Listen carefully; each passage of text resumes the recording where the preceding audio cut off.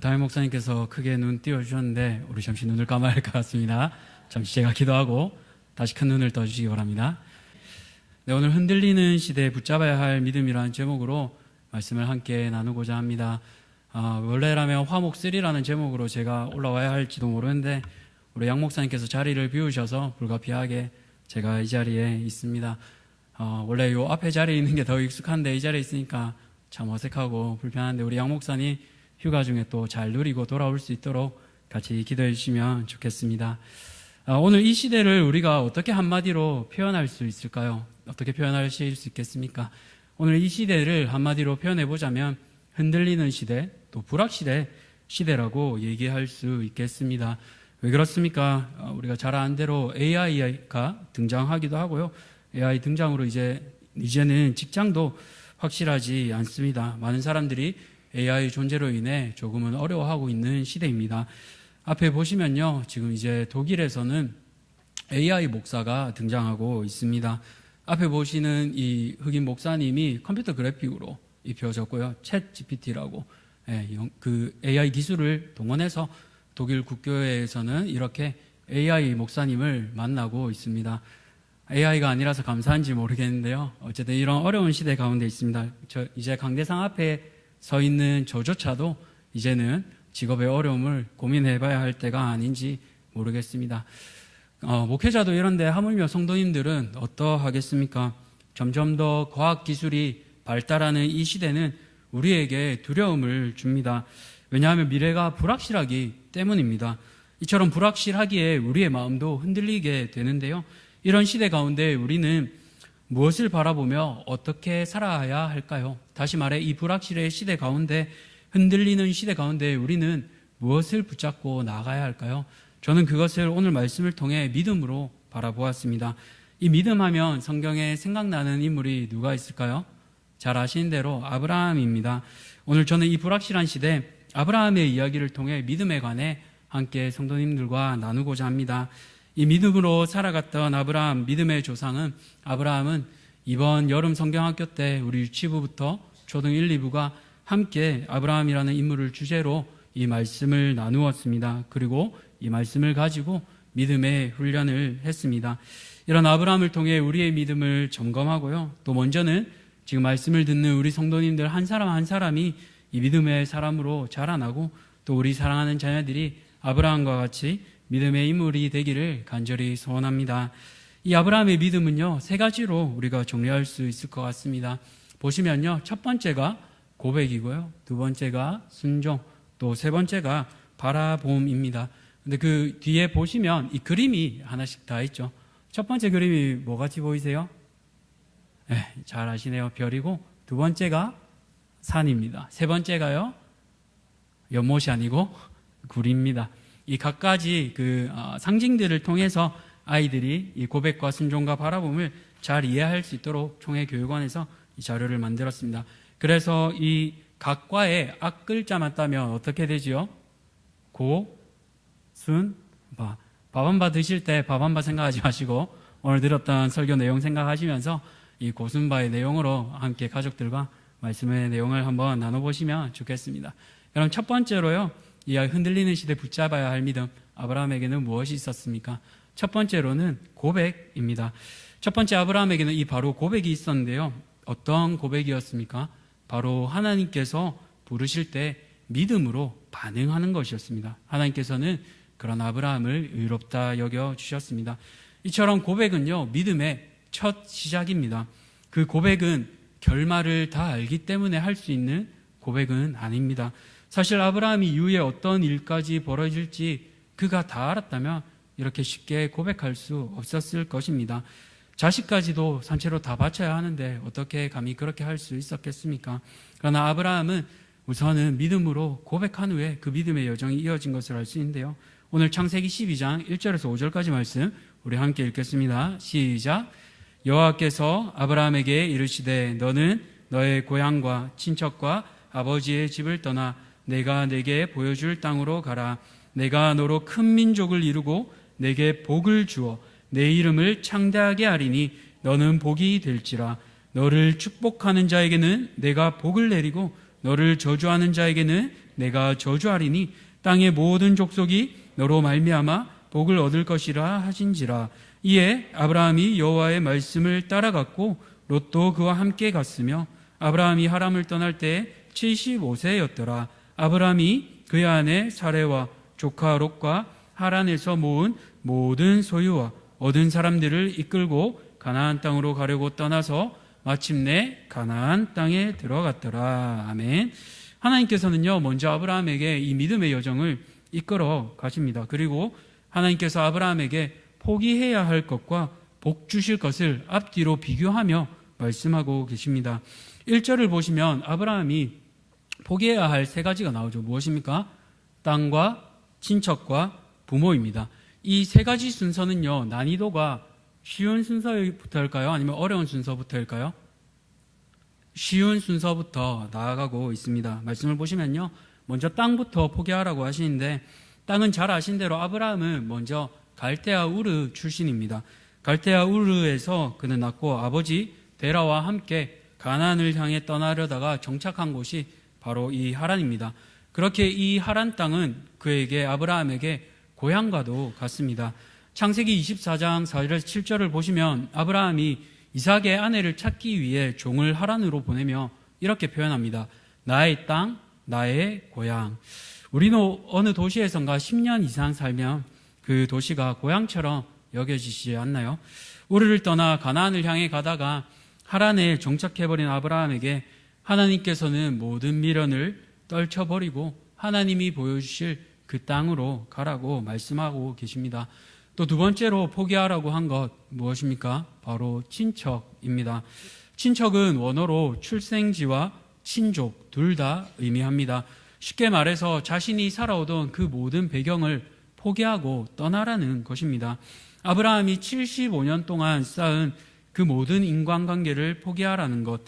지금도 우리가 70년 이상 어디에서 살아오다가 그걸 떠나라고 하면 어떤 마음이 드시겠습니까? 지금 앉아 계신 성도님들, 정든 한양 아파트를 떠나고 정든 구역을 떠나고 이제 오늘 하나님의 말씀이 임해서 당장 러시아 저 변방 땅으로 가라라고 하면 어떤 반응으로 나오시겠습니까? 참 쉽지 않을 것입니다. 앞이 캄캄할 것입니다. 재산도 정리해야 되고 내 나이가 몇인데 하나님 지금 나보고 가라 하십니까? 그렇게 반응하실지 모르겠습니다. 지금도 2000년이 지난 지금도 이런데 그 몇천 년 전에 아브라함 시대 때는 오죽했을까요? 그런데 그 아브라함에게 하나님 마지막으로 한 가지 더 떠나라고 하신 것이 있습니다. 그것은 바로 부모입니다. 고대 중근동에서는 사람의 이름 앞에 아버지의 이름을 붙여서 부른 것을 우리는 성경을 통해 잘 알고 있습니다. 이삭은 아브라함의 아들 이삭, 야곱은 이삭의 아들 야곱, 아브라함은 데라의 아들 아브라함. 이름에서 나타난 것처럼 아버지 중심의 사회였고 아버지를 떠난다는 것은 다시 말해 생존을 포기하는 것과 같습니다. 그 당시 아버지는 가족의 삶의 안정과 생존을 책임졌습니다. 그런데 가장 안전지대인 그 컴포트 존을 떠나라는 것입니다. 아브라함이 데라를 떠날 때 나이를 보면요, 75세입니다. 데라는 아직 145세로 데라가 죽지 않았던 상황입니다. 205세의 데라는 하란에서 이렇게 죽게 되는데요. 아버지가 죽었을 때는 떠날 수 있겠지만 그 아버지가 시퍼렇게 살아있어서 영향력을 여전히 끼쳐 있고 있는 그 상황에서 하나님은 아브라함에게 떠나라고 말씀하신 것을 알 수 있습니다. 그 당시 모든 자식들이 아버지가 죽을 때까지 아버지의 집에서 아버지의 소유를 통해 모든 가족들이 살아가는 것이 일반적인 일이었습니다. 그런데 하나님께서는 아브라함에게 믿음의 삶의 방식을 요구하고 계신 것입니다. 그것이 바로 아버지를 떠나라는 것입니다. 무슨 말입니까? 다시 말해서 이제는 아버지 백이 아니라, 아버지 백이 있는 컴포트 존이 아니라 저 노란색 존을 떠나서 위험할지도 모르는 그 빨간색 존까지, 덴저 존까지 나아가라고 하나님께서는 말씀하시는 것입니다. 이처럼 포기해야 할 것 세 가지를 하나님께서는 말씀하시면서 또 동시에 세 가지 약속을 하시면서 아브라함에게 말씀하고 계십니다. 첫째로, 내가 너를 큰 민족으로 만들겠다. 두 번째로, 내가 너를 축복하겠다. 세 번째로, 내가 내 이름을 크게 하겠다라는 약속을 주시면서 이끌고 가는 것을 알 수 있습니다. 이런 약속을 믿고 아브라함은 믿음의 여정을 떠나게 되는데요. 그런 아브라함이 하나님을 온전히 믿었을까요? 저는 그렇지 않다고 봅니다. 뒤에 보면 아브라함은 보험을 들어놓는데요. 그 당시에는 지금과 같은 생명보험은 없지만 아브라함이 데리고 가는 사람이 있죠. 바로 조카 롯입니다. 비록 아브라함은 재산은 많았지만 자식이 없었기 때문에 하나님이 그렇게 말씀하심에도 불구하고 큰 민족으로 만드는 것, 그것을 자신의 몸에서 나는 것이 아니라 조카 롯을 통해서 이어진다고 생각했습니다.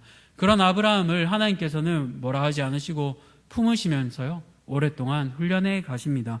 어떤 훈련입니까? 우리 12장 뒤 내용을 보시면요, 뒤이어지는 장면 가운데 기근으로 인해서 아브라함이 애굽으로 내려가고 잘 아신 대로 아내인 사라를 여동생으로 속이며 위험한 환경에 처하기도 합니다. 그리고 또 아들처럼 여기던 그 조카 롯이 사로잡혀 가기도 합니다. 왜 그러셨을까요? 하나님께서는 갈대아 우르에서 살면 부자로 살 수 있는데요, 이 아브라함을 불러서 세상 때를 벗겨내시는 그 훈련을 하고 계십니다. 내 힘으로 사는 것이 아니라 이제는 하나님 힘으로 살아갈 수 있도록, 하나님만 의존하도록 그 훈련을 지금 아브라함을 통해 하고 계신 것입니다. 바로 이른바 믿음의 훈련을 시키고 계십니다. 이러한 믿음을 훈련을 통해 빚어가신 것을 우리가 알 수 있는데요, 그런 롯을 구출해낸 뒤에 하나님께서는 다시 한번 아브라함을 부르십니다. 우리 창세기 15장 1절에서 5절까지 말씀 우리 한번 같이 읽으며 나아가겠습니다. 함께 읽겠습니다. 이후에 여호와의 말씀이 환상 중에 아브라함에게 임하여 이르시되 아브라함아 두려워하지 말라. 나는 내 방패요 너의 지극히 큰 상급이라. 아브라함이 이르되 주 여호와여 무엇을 내게 주시려 하나이까? 나는 자식이 없사오니 나의 상속자는 이 다메섹 사람 엘리에셀이니이다. 아브라함이 또 이르되 주께서 내게 씨를 주지 아니하셨으니 내 집에서 길린 자가 내 상속자가 될 것이니이다. 여호와의 말씀이 그에게 임하여 이르시되 그 사람이 내 상속자가 아니라 내 몸에서 날 자가 내 상속자가 되리라 하시고 그를 이끌고 밖으로 나가 이르시되 하늘을 우러러 무뼈를 셀 수 있나 보라. 또 그에게 이르시되 내 자손이 이와 같으리라. 아멘. 하나님께서는요, 지금 아브라함이 롯을 구한 뒤에 아브라함에게 다시 나타나셔서 말씀하고 있습니다. 목숨을 걸고 조카를 구하기 위해서 자신의 식솔들을 데리고 아브라함은 전투에 참가했습니다. 그러나 목숨을 걸고 구했던 그 조카 롯은 영원히 자신의 곁에 있는 것이 아니라 오히려 다시 자신을 떠나서 돌아갔습니다. 또한 자신이 얻었던 재물도 다른 이들에게 모두 주고 돌아온 것을 우리가 알 수 있는데요, 이처럼 아브라함은 물질의 어떠한 구애를 받지 않았습니다. 그러한 아브라함에게 가장 중요한 것은 바로 자손이었습니다. 하나님께서는 앞서 큰 민족을 만들겠다 그런 말씀을 하셨지만, 자손에 대한 약속을 주셨지만 여전히 아브라함에게는 후사가 없었습니다. 그래서 아브라함은 오늘 본문을 보시면 계속 따지듯이 하나님께 말하고 있는 것을 볼 수 있습니다. 뉘앙스를 한번 보시면요, 하나님 보세요, 제가 아직도 자녀가 없잖아요. 3절을 보시면 내게 씨를 주시지 않았으니 내 집에서 길린 사람으로 그냥 상속자 삼을게요. 이렇게 하나님께 조금은 대드는 것처럼 말할 수 있는 것을 볼 수 있습니다. 하나님께서 주신다고 했는데 여전히 시간이 지나도 주시지 않는 거예요. 어떠한 기미도 보이지 않는 겁니다. 그래서 내가 생각할 때 합당한 방법으로 하나님 앞에 말하고 있습니다. 그럴 때 하나님께서 무엇이라고 말씀하십니까? 오늘 4절 15장 4절을 보시면 우리 개역 성경에는 이 번역이 빠져 있는데 보라라고 하나님께서 강력하게 말씀하시면서 얘기하고 있습니다. 보라, 그 사람이 내 상속자가 아니라 내 몸에서 날짜가 내 상속자가 되리라 하시고, 아브라함은 엘리에셀이 자신의 상속자가 되리라고 생각했습니다. 그러나 하나님께서는 분명히 약속하시기를 내 몸에서 날짜가 상속자가 되리라라고 말씀하셨습니다. 여기서 몸이라는 단어를 보면요, 원어로 내장입니다. 이것은 분명히 아브라함의 몸을 통해서 그 후사를 이어주시겠다고 약속하시는 것입니다. 그리고 하나님께서 무엇을 보여주십니까? 그를 장막 밖으로 이끌고 가서요, 앞에 무엇을 보여주십니까? 바로 밤하늘에 수많은 별들입니다. 이 별들을 다 셀 수 있겠습니까? 자신은 자식이 한 명도 없어서 그렇게 애처로운 마음으로 조카 롯이라도 살려보려고 그 조카 롯을 위해서 다 이끌고 나갔지만 자신을 떠나고 그 허무한 마음 가운데 남아있는데 하나님께서 밖으로 나가셔서요, 이처럼 수많은 별을 보여주세요. 그러면서 네 자손이 이처럼 많게 하겠다라고 하나님께서 약속하고 계십니다. 그러면서 밖을 보라고 하실 때 이 보라라는 것이요, 그냥 쳐다보라는 뜻이 아니고요, 주목해서 유심하게 보라는 것입니다. 주목해서 이 별들과 같이 내가 얼마나 많은 자손을 너에게 줄까라고 하나님께서 친히 약속하고 계신 것입니다. 그 약속을요, 아브라함은 허투루 여기지 않고 아브라함은 믿었습니다. 그래서 자신과 사라의 몸은 늙어가지만 아들을 낳을 수 없는데도 그 약속을 믿었습니다. 그래서 바울은 로마서 4장 18절에 아브라함이 바랄 수 없는 중에도 믿었다라고 성경에 기록하고 있습니다. 이것이 바로 믿음입니다. 믿음은 바랄 수 없는 중에 그렇게 이루어질 줄 믿습니다라고 아멘이라고 고백하는 것입니다. 그 고백은 작은 몸부림입니다. 하나님을 완전히 이해할 수도 없고 다 알지도 못하지만 그분을 따라가려는 처절한 작은 몸부림입니다. 그러나 그 작은 몸부림이 하나님의 손에 붙잡히게 될 때 그의 삶이 변화되는 것을 우리는 알 수 있습니다. 사랑하는 성도님들, 오늘 우리의 믿음 또한 흔들릴 수밖에 없습니다. 이 시대는 불확실한 시대의 연속입니다. 그러나 우리도 아브라함과 같이 먼저 믿음의 작은 고백으로 시작하시기 바랍니다. 아브라함은 결코 완전하지 않았습니다. 그러나 뒤이어보지만 또 믿음이 흔들리고 인간적인 방법으로 하갈을 취하고 이스마엘을 낳게 되는 것을 우리는 잘 알고 있습니다. 그러나 하나님께서는요, 그러한 연약한 아브라함을 여전히 붙잡으시고 이끄셔서 그 약속을 성취하십니다. 하나님을 향한 열심이 아니라 하나님께서 오히려 하나님의 열심으로 그 아브라함을 붙잡고 이끄신 것을 말씀을 통해 알 수 있습니다. 우리가 할 것은 오직 고백, 작은 그 몸부림, 하나님의 열심이 우리를 이끌고 가시도록 그 믿음으로 작은 고백으로 시작하는 우리 성도님들 되시기를 축복합니다. 두 번째로, 이 흔들리는 시대에 우리는 무엇을 또 믿음으로 붙잡아야 할까요? 그것은 바로 두 번째로 순종입니다. 아브라함의 순종은 잘 아신 것처럼 이삭을 바치는 것으로 나아갑니다. 우리가 잘 아는 이야기인데요, 앞서 살펴본 것처럼 75세 때 후손을 주겠다고 하셨지만 하나님께서는 바로 아브라함에게 이삭을 주시지 않습니다. 오히려 많은 시행착오 끝에 아브라함이 넘어지기도 하고 실수하기도 하고 그런 가운데 아브라함은 이삭을 얻게 됩니다. 그 이삭을 하나님께서요, 창세기 22장에 보면 그 아들을 바치라고 하십니다. 1년 만에 아들을 얻어도 그 아들을 내어주기가 참 쉽지 않은데 25년이나 그 약속을 기다리고 또 실패하고 얻었던 그 아들을 하나님께서는 내놓으라고 하십니다. 그 가운데 아브라함이 어떻게 반응하고 있습니까? 창세기 22장을 보시면 그 사랑하는 아들 이삭을 데리고요, 또 종들과 함께 먼 길을 떠나며 산으로 가게 됩니다. 우리가 잘 알고 있는 그 모리아 산입니다. 나중에 우리가 역대상 새벽에 이 새벽 말씀을 통해 알고 있는데 다윗이 하나님께 성전으로 바쳐지기도 했던 그 장소입니다. 왜 수많은 장소 중에 모리아 산이었을까요? 이 모리아라는 뜻은요, 보다라는 뜻의 라와 또 그 분사형과 하나님의 축약어인 야가 합쳐진 단어입니다. 그래서 모리아 산은 여호와가 보시는 곳이라는 뜻입니다. 여호와가 보시는 곳, 하나님이 지켜보시는 곳, 그곳이 모리아 산입니다. 그 가운데 아브라함이 어떻게 행할 것인가를 우리는 이 모리아 산을 통해서 추측해 보게 됩니다. 그곳으로 가면서 아브라함은 어떤 생각을 하면서 아들 이삭을 데리고 갔을까요? 분명히 하나님께서 많은 자손을 이루어 주신다고 하셨는데 하나밖에 아들을 안 주셨는데 하나님께서 어떻게 하시는 걸까? 어떻게 살리시려는 걸까?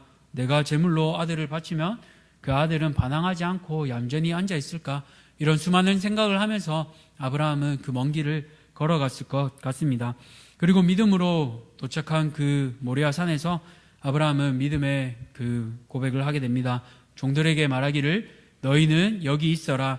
나와 소년이 경배하고 우리가 너희에게로 돌아오겠다라고 말하는 것을 알 수 있습니다. 여기서 나 혼자가 아니라 우리가 함께 돌아오겠다라고 하는 것에 우리는 주목해야 하겠는데요.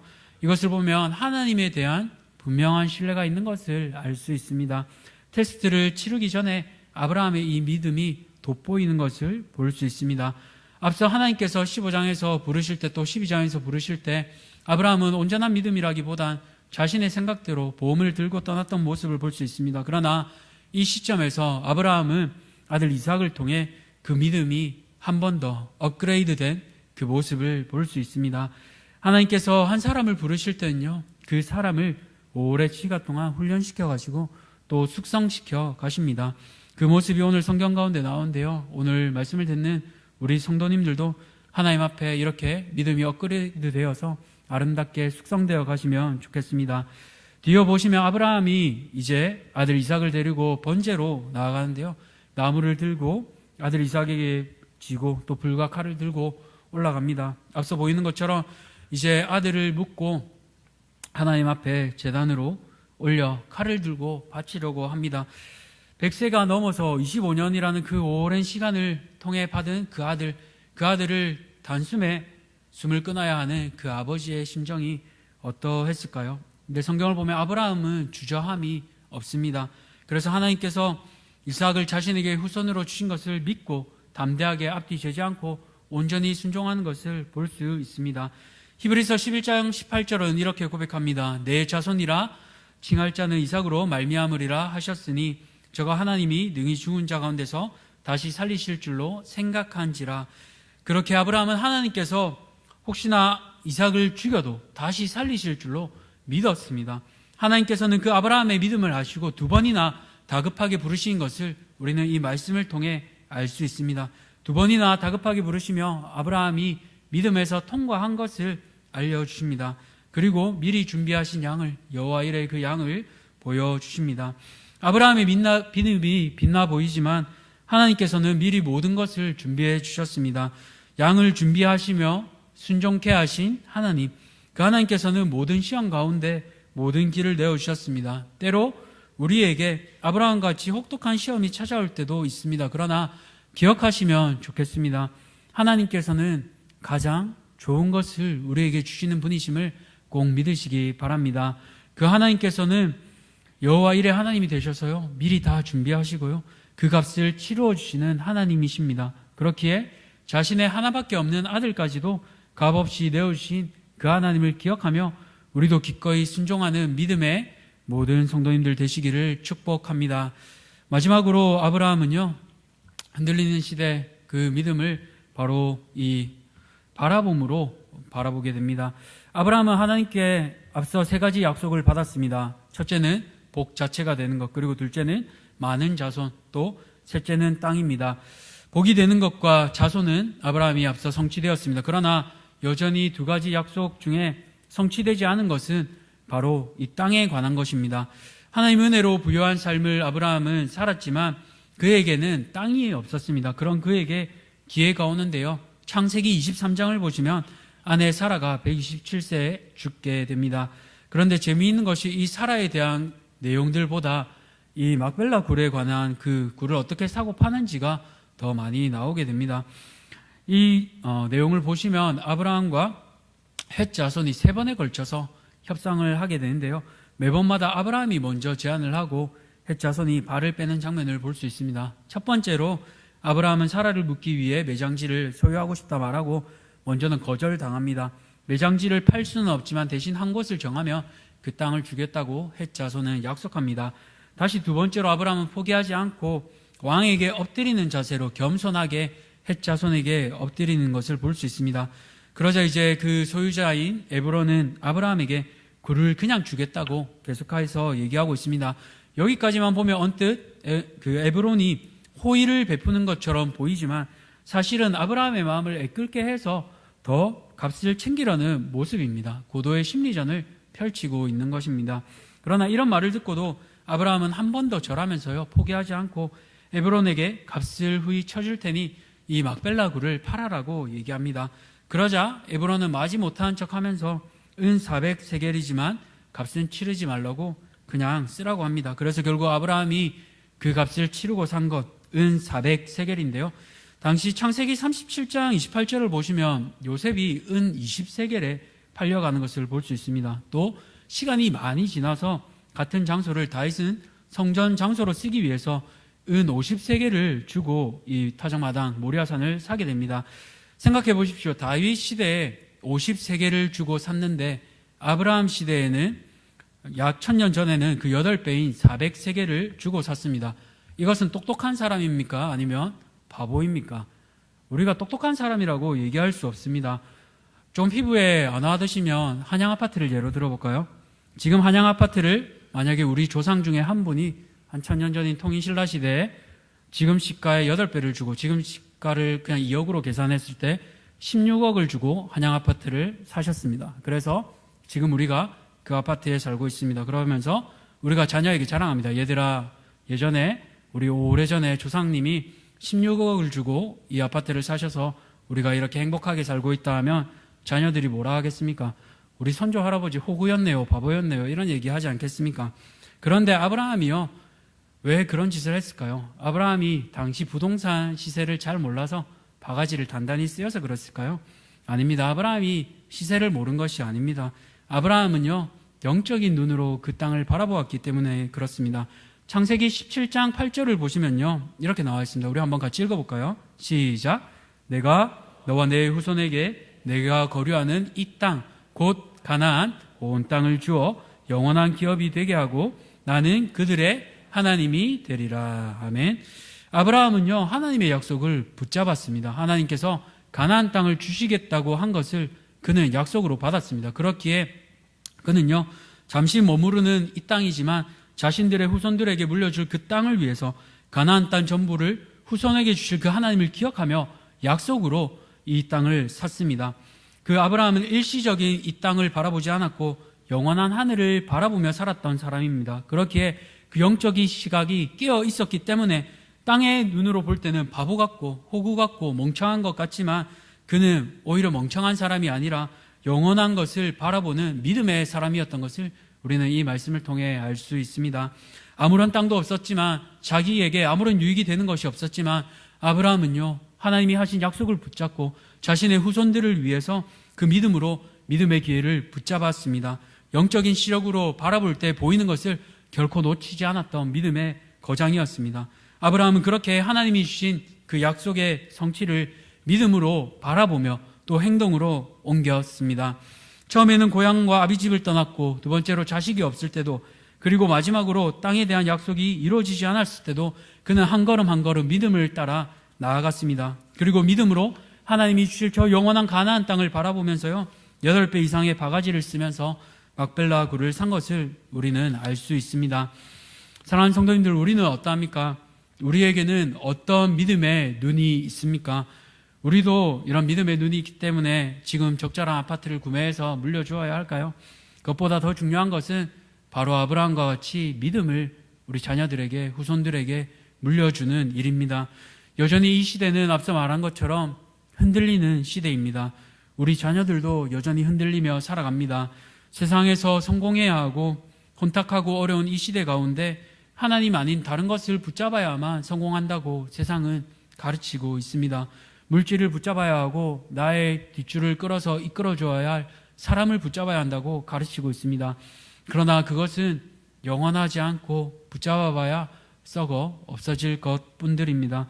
그렇기에 우리는 아브라함처럼 저 영원한 나라를 사랑하는 자녀들에게 물려주어야 하겠습니다. 고통과 눈물이 없는 곳, 우리를 반기시는 저 영원한 천국에 들어갈 수 있는 그 믿음을 사랑하는 우리 자녀들에게 물려주어야 하겠습니다. 그것을 위해서 우리는 무엇을 하고 있습니까? 아브라함은 그 믿음을 아들 이삭에게 그리고 야곱에게 물려주었습니다. 그래서 성경은요, 아브라함의 하나님, 이삭의 하나님, 야곱의 하나님이라고 계속해서 구약 가운데 말하고 있습니다.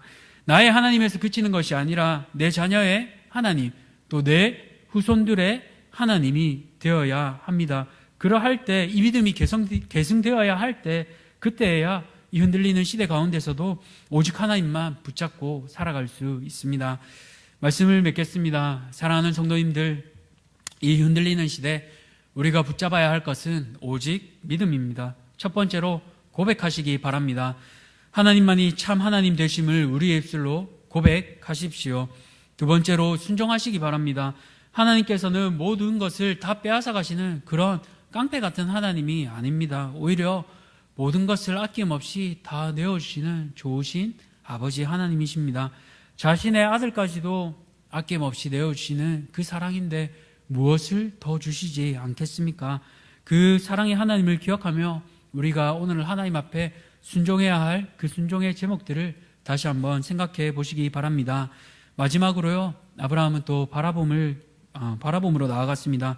믿음은 보이는 것과 보이지 않는 것을 결합하는 일입니다. 그렇기에 믿음의 사람은요, 영적인 시력이 있는 사람입니다. 이 땅에 사는 동안 저 영원한 나라를 위해 믿음으로 아낌없이 투자하는 사람입니다. 먼저 우리가 그 영적인 시각을 가져야 하겠고, 사랑하는 우리 자녀들에게 이 영적 시력을 길러 주어야 합니다. 그러할 때 우리 자녀들도 이 흔들리는 시대에 믿음을 붙잡고 아브라함 같이 영적 거인으로 살아갈 줄 믿습니다. 오늘 우리가 들은 이 말씀을 기억하시면서 흔들리는 시대에 이 믿음으로 오직 승리하며 살아가는 사랑하는 모든 성도님들 되시기를 축복합니다.